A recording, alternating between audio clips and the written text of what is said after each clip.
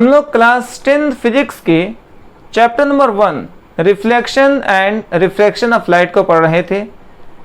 इसके पिछले क्लासेस में हम लोगों ने पढ़ा था कि मीडियम किसे कहते हैं और मीडियम के टाइप्स कितने होते हैं, जिसमें आपको बताया गया था कि मीडियम जो है वो 3 तरह का होता है, 3 टाइप्स के होते हैं।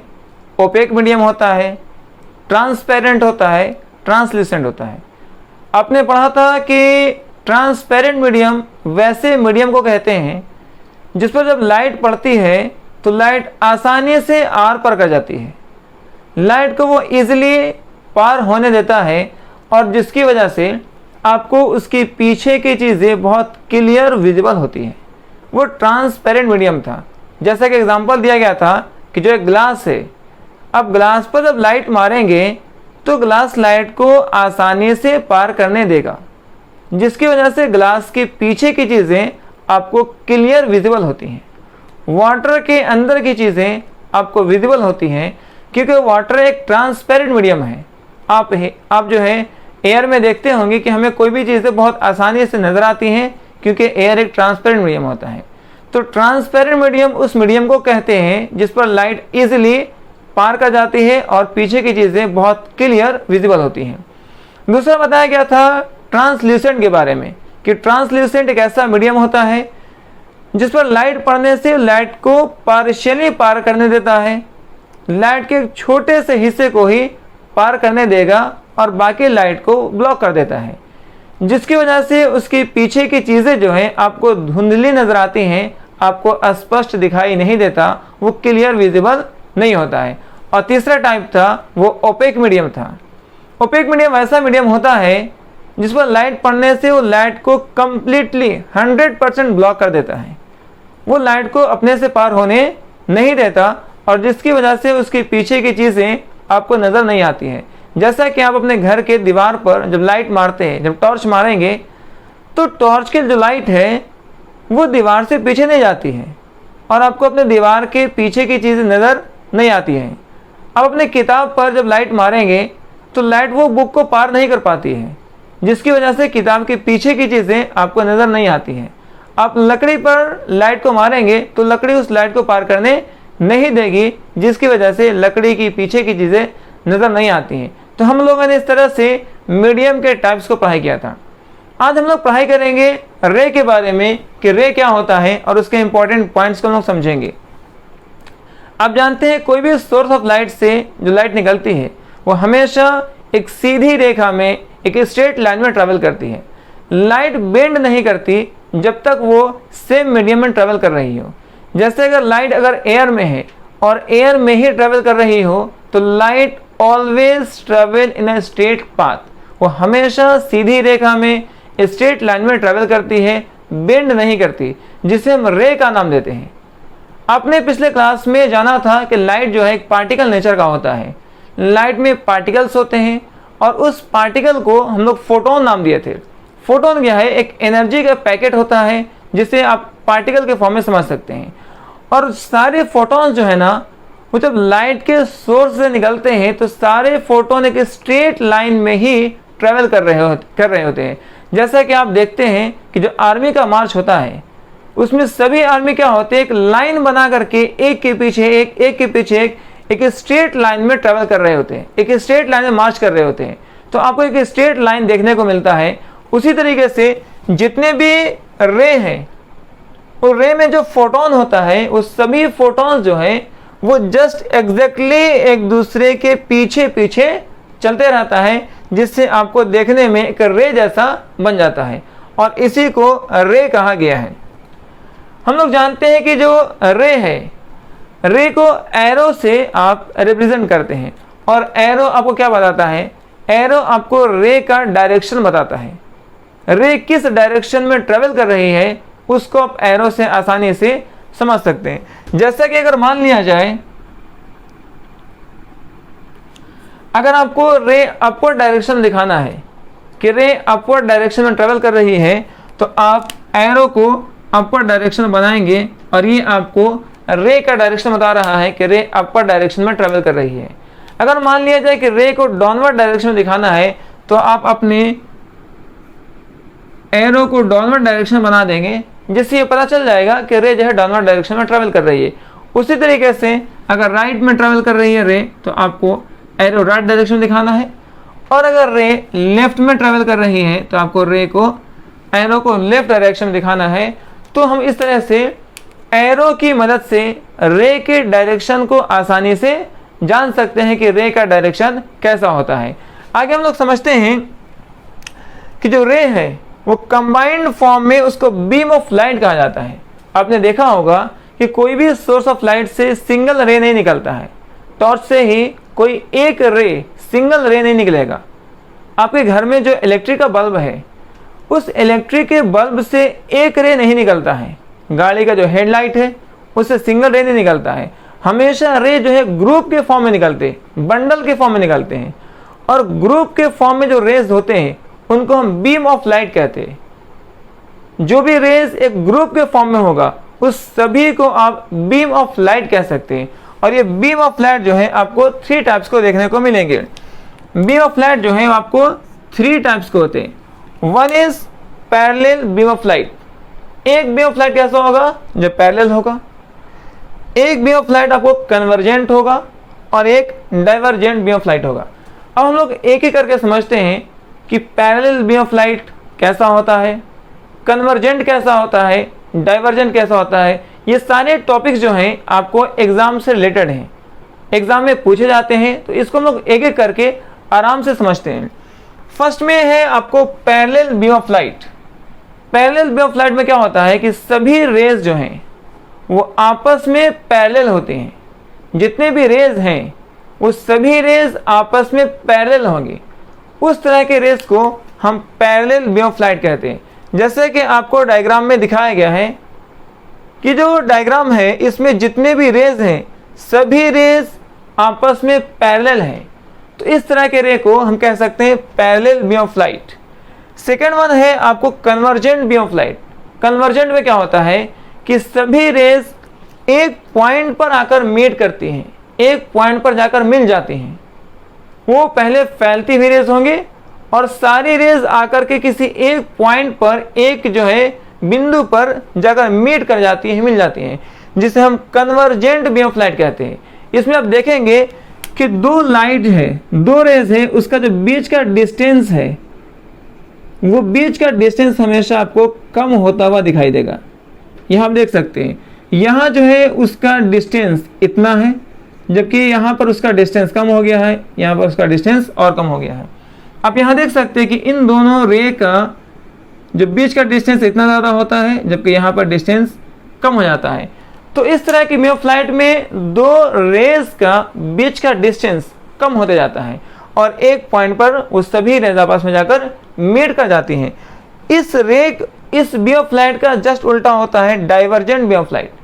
डाइवर्जेंट बीम ऑफ लाइट जो है वो कन्वर्जेंट बीम ऑफ लाइट का जस्ट अपोजिट होता है। हम लोगों ने कन्वर्जेंट में पढ़ा कि सभी रेज जो हैं एक पॉइंट पर जाकर मीट कर जाती हैं, एक पॉइंट पर जाकर मिल जाती हैं, जबकि इसमें क्या होता है कि सभी रेज एक पॉइंट से निकलना शुरू करती हैं। वो सभी रेज एक पॉइंट से निकलना शुरू करती हैं और आगे वो फैलती जाएंगी, एक पॉइंट से निकल करके आगे फैलती जाएंगी। और इसमें 2 रेज के बीच का डिस्टेंस आगे बढ़ रहा है। आप देख सकते हैं कि यहाँ पर जो है ये 2 रे का बीच का डिस्टेंस है, जबकि आगे जाकर देखेंगे तो उसका बीच का डिस्टेंस क्या हो रहा है? बढ़ रहा है। जैसे कि टॉर्च में देखते होंगे, एक पॉइंट से सभी रेज निकलती हैं और आगे जाकर के बहुत दूर तक फैल जाती हैं। तो उस तरह के रेज को बोलेंगे डाइवर्जेंट बीम ऑफ लाइट। तो इस तरीके से 3 तरह की बीम ऑफ लाइट होते हैं। एक बीम ऑफ लाइट होता है parallel, second one is convergent और third one is divergent. Parallel में सभी रेज आपस में पैरेलल होंगी, ना तो किसी एक पॉइंट पर मीट करती हैं और ना ही किसी एक पॉइंट से निकलकर फैलती जाती हैं। हम जो है बहुत दूर से आतिश जो है बीम ऑफ लाइट को हम पैरेलल बीम मान लेते हैं। जैसे सन से जो रेज आ रही हैं आप उसको पैरेलल बीम ऑफ लाइट कह सकते हैं। जो सोर्स ऑफ लाइट बहुत दूर है और वहाँ से जो रेज आ रही हैं आप उसको कह सकते हैं parallel beam of light. Convergent beam of light में क्या होता है कि सभी जो रेज हैं, ऑल रेज, वो एक पॉइंट पर जाकर मीट कर जाती हैं, एक पॉइंट पर जाकर मिल जाती हैं और इसमें दो रे के बीच का डिस्टेंस धीरे धीरे कम होता जाता है। डाइवर्जेंट वे ऑफ लाइट में क्या होता है कि ऑल रेज एक पॉइंट से निकलती हैं और आगे वो फैलती चली जाती हैं। उनमें क्या होता है कि दो रे के बीच का जो डिस्टेंस है वो धीरे धीरे ग्रेजुअली बढ़ता जाता है। तो इस तरीके से ये तीन तरह की वे ऑफ लाइट थे। आप इसको पहले स्क्रीनशॉट कर लीजिए, फिर हम लोग नेक्स्ट टॉपिक को पढ़ाई करते हैं। अब हम पढ़ाई करेंगे characteristics of images formed by the plane mirror. ये एग्ज़ाम के पॉइंट ऑफ व्यू से काफ़ी इम्पॉर्टेंट है, क्योंकि हर एग्ज़ाम में ये करीब करीब पूछा गया है। तो ये जो है एग्ज़ाम के लिए काफ़ी इम्पॉर्टेंट होने वाला है। तो आइए इसको समझते हैं कि प्लेन मिरर में जो इमेज बनता है उसका कैरेक्टरिस्टिक्स कैसा होता है। आप प्लेन मिरर तो जानते ही होंगे। आपके घर में जो मिरर है, जो आईना है, जो शीशा है, वो एक प्लेन मिरर है। जिसमें आप फेस वगैरह देखते हैं वो क्या है, एक प्लेन मिरर है। उसमें आपका जो फेस बन रहा है, जो इमेज बन रहा है आपका, उस इमेज के बारे में आज हम लोग पढ़ाई करेंगे। तो इसमें 5 जो है आपको पॉइंट्स पढ़ने हैं। फर्स्ट पॉइंट कहता है कि image of a real object is always virtual, such an image can't be taken on a screen. मतलब कह रहा है कि आप जो अपना फेस शीशे में जो देख रहे हैं, जो आपका इमेज बन रहा है, वो इमेज रियल नहीं है, वो इमेज वर्चुअल इमेज है। वर्चुअल इमेज का मतलब यह है कि जहाँ पर आपको इमेज बन रहा है, आपका फेस दिख रहा है, अगर वहाँ पर आप वाइट स्क्रीन लगाएंगे तो आपका फेस वाइट स्क्रीन पर दिखाई नहीं देगा। जैसे आप उस मिरर के सामने, उस शीशे के सामने खड़े हैं, ठीक है, तो आपको ऐसा लगता है कि शीशे के पीछे आपका इमेज बन रहा है। तो जहाँ पर ऐसा लग रहा है कि यहाँ पर मेरा इमेज बन रहा है, अगर उस जगह पर वाइट स्क्रीन, वाइट पर्दे को लगा देंगे तो आपका चेहरा, आपकी बॉडी उस वाइट स्क्रीन पर दिखाई नहीं देगी। जबकि आप प्रोजेक्टर वगैरह में देखते होंगे कि जो प्रोजेक्टर बनता है वो रियल इमेज बनता है, प्रोजेक्टर पर वो चीज़ें दिखाई देती हैं। आप सिनेमा हॉल में कभी मूवीज़ वगैरह देखे होंगे तो आप देखते होंगे पर्दे पर मूवी दिखाई जाती है, तो वो जो इमेज बन रहा है वो एक रियल इमेज है। लेकिन जो हम घर के शीशे में जो अपना चेहरा देखते हैं, कोई भी चीज़ जो हम देख रहे हैं वो रियल इमेज नहीं बन रहा है, क्योंकि जहाँ पर हमारा फेस दिखाई दे रहा है वहाँ पर अगर वाइट स्क्रीन लगाएंगे तो हमारा फेस उस वाइट स्क्रीन पर, उस वाइट पर्दे पर दिखाई नहीं देगा। तो हम कहेंगे कि हमारा जो इमेज है वो वर्चुअल है, वो रियल नहीं है। सेकेंड पॉइंट कहता है image formed in a plane mirror is always erect. अब इसका मतलब समझते हैं कि इरेक्ट का मतलब क्या होता है। एक इमेज होता है इरेक्ट और एक होता है इन्वर्टेड। जब आप कभी किसी तालाब के पास जाएंगे और तालाब के किनारे खड़े होंगे तो आप पानी में अगर देखेंगे तो आपका जो इमेज है वो उल्टा बन रहा होगा। मतलब आपका सर जो है वो नीचे होगा और पैर ऊपर होगा, आप उल्टा दिखाई दे रहे होंगे। तो वो जो इमेज बन रहा है वो आपका इन्वर्टेड इमेज बन रहा है। लेकिन आपको शीशे के सामने ऐसा इमेज दिखाई नहीं देता। जैसे आप शीशे में जैसे खड़े हैं आपको एग्जैक्टली वैसा ही वो दिखाई देता है, पैर नीचे सर ऊपर है, वैसा दिखाई देता है। ऐसा नहीं होगा कि आप शीशे के सामने खड़े होंगे और आप उल्टा दिखाई दे रहे होंगे, पैर ऊपर दिख रहा होगा और सर नीचे दिख रहा होगा, ऐसा इमेज नहीं बनता है। जैसे मान लीजिए ये पेन है, तो इस पेन को हम क्या करते हैं, इस पेन को हम शीशे के सामने रखते हैं तो ये पेन जो है ऐसा ही दिखेगा, आपको उल्टा इस तरह से दिखाई नहीं देगा। अगर ऐसा दिख रहा है मतलब ये इन्वर्टेड इमेज बन रहा है। इरेक्ट मतलब क्या है, अगर ऐसा बना रहे हैं तो ऐसा ही इमेज आपको दिखना चाहिए, सेम। अगर उल्टा दिख रहा है, इस तरह से दिख रहा है, तो आप कह सकते हैं कि आपका इमेज क्या है, इन्वर्टेड है। लेकिन प्लेन मिरर में इन्वर्टेड इमेज नहीं बनता। जैसे आप खड़े हैं एग्जैक्टली वैसे ही आपको पीछे दिखाई देगा, आप उल्टा दिखाई नहीं देंगे। तीसरी चीज़ ये है कि size of image in a plane mirror is always as the size of the object. मतलब यह है कि जितनी बड़ी वस्तु, जितना बड़ा ऑब्जेक्ट आप शीशे के सामने रखेंगे उतना ही बड़ा ऑब्जेक्ट पीछे दिखाई देगा। मतलब अगर आप खड़े हैं किसी प्लेन मिरर के सामने, किसी शीशे के सामने, तो आपका जो इमेज बनेगा वो आपके बराबर का ही होगा, ना तो आपसे बड़ा दिखेगा और ना तो आपसे छोटा दिखेगा। जो आपका हाइट है वही हाइट का इमेज आपको दिख रहा होगा। अब ऐसा नहीं होगा कि आप शीशे के सामने खड़े होंगे तो आप नाटे दिखाई देंगे, या ऐसा भी नहीं होगा कि आप शीशे के सामने खड़े होंगे तो आप लंबे दिखने लगेंगे। आपका जो हाइट है वही हाइट दिखाई देगा। अगर मान लिया जाए कि इस जो है हम लोग इस पेन को वहाँ पर रखते हैं, ठीक है, तो इसका जो हाइट है, ये जो हाइट है, इतना ही हाइट हमको इमेज में दिखेगा, ये छोटा या बड़ा दिखाई नहीं देगा। तो जितना बड़ा ऑब्जेक्ट आप मिरर के सामने रखेंगे उतना ही बड़ा उसका इमेज मिरर के पीछे बनेगा। इमेज का हाइट ऑब्जेक्ट के हाइट के बराबर होगा। इमेज ना तो बड़ा बनेगा, इमेज ना तो छोटा बनेगा। प्लेन मिरर में ये प्रॉपर्टी है कि प्लेन मिरर किसी भी ऑब्जेक्ट का जो इमेज बनाएगा वो एग्जैक्टली बराबर बनाएगा, उसका साइज एग्जैक्टली बराबर होगा। साइज ना तो बड़ा करेगा और ना ही साइज छोटा करेगा। 14 पॉइंट लिखता है कि image formed in a plane mirror is as far behind the mirror as the object in front of the mirror. ये बहुत ही इंपॉर्टेंट चीज़ है। देखिए, एक मिरर है, अब क्या है कि आप मिरर के एग्जैक्टली सेट करके खड़े होंगे तो आपका जो इमेज है वो भी ऐसा लगेगा कि वो भी मिरर से बिल्कुल सटा हुआ है। जितना दूरी पर आप मिरर से खड़े होंगे, आप शीशे से जितना दूर खड़े होंगे उतना ही दूर आपका इमेज भी शीशे से के पीछे बनेगा। अब क्या है, बिल्कुल अगर सटे हुए, जैसे मान लिया जाए कि मिरर से बिल्कुल सट करके खड़े होंगे तो आपका जो इमेज है वो मिरर से बिल्कुल सटा हुआ बनेगा। अब थोड़े से पीछे जाएंगे, मिरर से थोड़े दूर जाएंगे तो आपका इमेज भी मिरर से थोड़ा सा पीछे चला जाएगा। जैसे जैसे आप मिरर से दूर होते जाएंगे आप देखेंगे कि आपका इमेज जो है ना वो मिरर से उतना ही धीरे धीरे दूर हो रहा है। आप मिरर से काफ़ी दूर पर चले जाएंगे तो आपका इमेज भी काफ़ी दूर पर बनेगा। ये आप घर पे आराम से प्रैक्टिकल देख सकते हैं। आप क्या करें, जो आपके घर का जो मिरर है आप उससे काफ़ी दूर पर खड़े हो जाए, ठीक है, और देखेंगे कि वहाँ से आप अगर शीशे में देख रहे हैं तो आपका जो इमेज है शीशे से उतना ही पीछे बनेगा। अब फिर थोड़ा सा वहाँ से आगे आए और अब देखेंगे कि आपका इमेज भी आपकी तरफ बढ़ा, वो आपकी तरफ आ रहा है, मतलब वो शीशे की तरफ आ रहा है।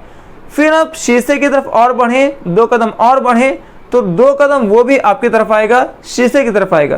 तो जैसे जैसे आप मिरर की तरफ जाते जाएंगे वो भी वैसे वैसे मिरर की तरफ आता जाएगा। जब आप बिल्कुल मिरर के नज़दीक खड़े हो जाएंगे तो आपका इमेज मिरर से बिल्कुल चिपक करके बनेगा। तो मतलब ये हुआ कि मिरर से जितनी दूरी पर आप खड़े होंगे एग्जैक्टली उतना ही दूरी पर मिरर से पीछे जो है आपका इमेज बनेगा। अगर आप मिरर से 10 मीटर की दूरी पर हैं तो 10 मीटर की ही दूरी पर आपका इमेज बनेगा। आप मिरर से 20 मीटर की दूरी पर हैं तो आपका इमेज भी मिरर से 20 मीटर की दूरी पर बनेगा। आप जो है मिरर से 1 मीटर की दूरी पर होंगे तो मिरर से 1 मीटर दूरी पर ही आपका इमेज बन रहा होगा। ये था आपका 4th पॉइंट। और लास्ट वन जो पॉइंट है वो बहुत ही इंपॉर्टेंट है कि image formed in a plane mirror is laterally inverted. ये लैटरली इन्वर्टेड का मतलब क्या होता है, इसको समझते हैं बहुत ही अच्छे से। इसमें से ऑब्जेक्टिव पूछा आता है। देखिए, आप कॉपी पर बी अगर लिखते हैं, इस तरह से बी लिखे हैं, अगर इसको आप किसी मिरर में जाकर देखेंगे, आप कॉपी पर बी लिखें और इस बी को मिरर के सामने रखें तो आपको मिरर में ऐसा बी दिखाई देगा। ये है लैटरल इन्वर्जन, लैटरली इन्वर्टेड। अगर आप कॉपी पर सी इस तरह से लिख रहे हैं ऐसे, तो आपको ऐसा सी मिरर में दिखाई देगा। ये घर पे जाकर देख सकते हैं, आप आराम से इसको कंफर्म कर लीजिएगा। इसी तरीके से डी अगर आप ऐसा लिखते हैं तो आपको इस तरह से डी दिखाई देगा। आर ऐसा लिखेंगे तो आपको आर ऐसा दिखाई देगा। आप उल्टा भी कर सकते हैं। अगर कॉपी में आप ऐसा बी लिखेंगे तो उस कॉपी को मिरर के सामने लेकर जाइए, आपको ऐसा बी मिरर में देखने को मिलेगा। आप सी इस तरह से कॉपी में लिखते उल्टा से लिखेंगे, ठीक है, और उसको मिरर में देखने से आपको सीधा से दिखाई देगा। आप ऐसा डी कॉपी में लिखेंगे तो आपको ऐसा डी मिरर में दिखाई देगा। आप उल्टा आर लिखेंगे आपको सीधा आर वहाँ दिखाई देगा। तो आपके लिखने का वो लैटरली इन्वर्टेड मिरर में दिखाई देता है। अगर आप चाहते हैं तो आप स्कूल अगर मान लें कॉपी में लिखते हैं इस तरह से, ये आपका स्कूल है जो कॉपी में लिखे। इस कॉपी पे स्कूल लिखने के बाद कॉपी को मिरर के सामने रखिए और मिरर में पढ़िए कि स्कूल कैसा दिख रहा है। आपको मिरर में स्कूल ऐसा दिख रहा होगा, जिसमें आप देखेंगे कि आपका जो लास्ट लेटर एल है वो एल फर्स्ट में लिखा होगा। लेकिन एल सीधा नहीं होगा, इसका लैटरली इन्वर्टेड होगा। एल जो है आपको इस तरह से एल दिखेगा, ओ सेकेंड वाला यहाँ होगा, फिर ओ यहाँ होगा, एच यहाँ होगा, सी यहाँ होगा, लेकिन सी उल्टा दिख रहा होगा। और आप अगर एस कॉपी में ऐसा एस लिखते हैं तो आपको इस तरह का एस उस मिरर में दिखाई देगा। यह है लैटरली इन्वर्टेड का रियल मतलब। इसका उल्टा कर सकते हैं कि अगर आप मान लें कि कॉपी में ऐसा लिखकर दिखाई देते, कॉपी में ऐसा लिखेंगे और इसको मिरर में देखेंगे तो आपको सीधा स्कूल दिखाई देगा। ये ऑब्जेक्टिव पूछ भी सकता है, इसलिए इसको थोड़ा सा प्रैक्टिस कर लीजिएगा। उसी तरीके से एम्बुलेंस है, आप ऐसा एम्बुलेंस जो है कॉपी में लिख करके मिरर के सामने रखिए, आपको मिरर में ऐसा एम्बुलेंस देखने को मिलेगा। जो लास्ट का ई लेटर है वो फर्स्ट में रहेगा और ई जो हम लोग सीधा लिखते हैं वो उल्टा दिखाई दे रहा होगा। उसका जो सेकेंड लास्ट सी है वो यहाँ दिखाई देगा सेकेंड नंबर पे, और सी उल्टा दिखाई देगा। तो आपको एम्बुलेंस ऐसा लिखा हुआ दिखाई देगा मिरर में। अगर आप इसी चीज़ को मिरर में लिखते हैं तो कॉपी में आपको सीधा, अगर मान लेते हैं कॉपी में ऐसा अगर लिखते हैं एम्बुलेंस और उस कॉपी को मिरर के सामने रखेंगे तो मिरर में आपको ऐसा एम्बुलेंस देखने को मिलेगा। ये था आपको लैटरली इन्वर्टेड का रियल मतलब। तो इस तरीके से आज हम लोग पढ़ चुके हैं कि प्लेन मिरर में जो इमेज बनता है उसका कैरेक्टरिस्टिक्स क्या होता है। हम लोग एक बार ऐसे ही रफली रिपीट कर देते हैं। फर्स्ट में क्या था कि image of a real object is always virtual such as image can't be taken on a screen. मतलब जो आप अपना इमेज देख रहे हैं वो रियल नहीं है, वो वर्चुअल है, उसको स्क्रीन पर नहीं उतार सकते। सेकेंड कहता है कि image formed in a plane mirror is always erect up side of the object and vice versa. अगर आप सीधा खड़े हैं तो आप सीधा ही दिखेंगे, आप उल्टा दिखाई नहीं देंगे। आप जैसे खड़े होंगे वैसे ही आप मिरर में दिखाई देंगे। ऐसा नहीं है कि आप सीधे खड़े होंगे तो मिरर में उल्टा दिख रहे होंगे, ऐसा बिल्कुल नहीं होगा। Size of image in a plane mirror is always as a size of the object. मतलब क्या है कि जितनी बड़ी वस्तु को, जितना बड़ा ऑब्जेक्ट को मिरर के सामने रखेंगे उतना ही बड़ा ऑब्जेक्ट पीछे दिखाई दे रहा होगा। मिरर आपके साइज को छोटा या बड़ा नहीं करेगा। अगर आपकी हाइट 5 फीट है या 6 फीट है, अगर आपकी हाइट सपोज करते 5 फीट है तो आप 5 ही फीट मिरर में दिखेंगे। अगर आपकी हाइट 6 फीट है तो आप 6 फीट दिखेंगे। ऐसा नहीं होगा कि आप 6 फीट के हैं और मिरर में 3 फीट दिख रहे हैं। ऐसा नहीं होगा कि आप 3 फीट के हैं मिरर में 6 फीट दिख रहे होंगे। ऐसा नहीं होगा। जो आपका हाइट होगा एग्जैक्टली वही हाइट मिरर में दिखाई देता है। फोर्थ वन कहता है कि image formed in a plane mirror is as far behind the mirror as object is in front of mirror. आप मिरर से जितनी दूरी पर होंगे इमेज मिरर से उतना ही पीछे बनेगा। अगर मिरर से 5 मीटर की दूरी पर आप खड़े हैं तो मिरर से 5 मीटर की दूरी पर इमेज बनेगा। अगर आप मिरर से 10 मीटर दूर पर खड़े हो जाएंगे तो आपका इमेज जो है मिरर से 10 मीटर ही दूरी पर बनेगा। 5.1 जो है कि image formed in the plane mirror is laterally inverted. Laterally inverted मतलब क्या होता है, अगर बी ऐसा लिखेंगे तो आपको इस तरह का भी दिखाई देगा। यह है लैटरली इन्वर्टेड का मतलब। अगर सी ऐसा लिखेंगे आपको ऐसा सी देखने को मिलेगा। आप डी ऐसा लिखेंगे ऐसा डी देखने को मिलेगा। अगर आप इस तरह से बी सी डी आर लिखेंगे तो आपको मिरर में ऐसा देखने को मिलेगा। आप स्कूल ऐसा लिखेंगे कॉपी में ऐसा देखने को मिलेगा मिरर में। अगर ये कॉपी पर लिखेंगे तो ये देखने को मिलेगा मिरर में। ये है आपको लैटरली इन्वर्टेड का रियल मतलब। तो अब क्या कीजिए, आप इसको स्क्रीनशॉट कर लीजिए, फिर हम नेक्स्ट वाले वीडियो में इसके आगे के टॉपिक को कवर करेंगे। और जैसा आपको कमेंट, जैसा आपको लग रहा है पढ़ाई जो कर रहे हैं, जो आपको समझ आ रहा है, कोई डाउट से उसको बता सकते हैं, या कोई भी और चीज़ें आपको बताना हो तो कमेंट सेक्शन में आप ज़रूर बताएंगे। Thank you.